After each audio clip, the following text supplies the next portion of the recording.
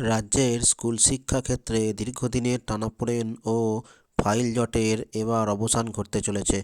শিক্ষক শিক্ষিকাদের আবেদন কোথায় কী পর্যায়ে আটকে তা জানতে এবার অনলাইন ফাইল ট্র্যাকিং সিস্টেম অর্থাৎ OFTS চালু করল বিদ্যালয় শিক্ষা দপ্তর।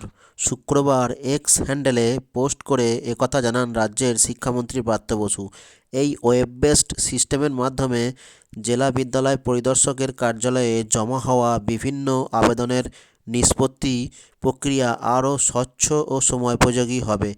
শিক্ষামন্ত্রী জানান, এই ব্যবস্থার মাধ্যমে সরকারি সাহায্যপ্রাপ্ত স্কুলগুলির শিক্ষক শিক্ষিকা, শিক্ষাকর্মী ও স্কুল সংক্রান্ত জমা হওয়া আবেদনের তাৎক্ষণিক অবস্থা অর্থাৎ ফাইলটি ডিআই অফিসের কোন অফিসারের কাছে কতদিন আটকে আছে তা সংশ্লিষ্ট স্কুল বা আবেদনকারী অথবা ঊর্ধ্বতন কর্তৃপক্ষ তা দেখতে পাবেন। এমনকি ফাইলটি যদি রাজ্য স্তরে যায় তাহলে কোন অফিসারের কাছে কতদিন ধরে তা বিবেচনাধীন আছে সেটি জানা যাবে। এই ব্যবস্থায় এখন থেকে IOSMS পোর্টালের মাধ্যমে ফাইলের অগ্রগতি ট্র্যাক করা যাবে।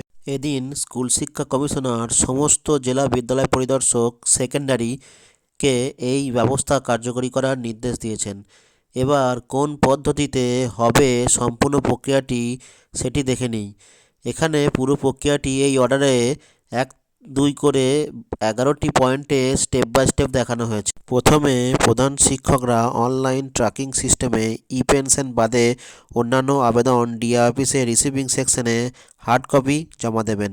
তারপর চিঠির প্রাপ্তি স্বীকার সম্বলিত প্রথম পাতাটি পোর্টালে আপলোড করতে হবে এবং প্রয়োজনীয় রিমার্কস দিয়ে ডিআই এর এন্ডে পাঠাতে হবে। তথ্য সঠিক থাকলে ডিআই অফিস তা গ্রহণ করবে। যদি কোনো ভুল থাকে তবে রিসিভিং সেকশন থেকেই তা প্রধান শিক্ষকের কাছে ফেরত পাঠানো হবে। ডিআই সেই ফাইলটি সংশ্লিষ্ট ডিলিং অফিসার বা সহকারীর কাছে পাঠাবেন।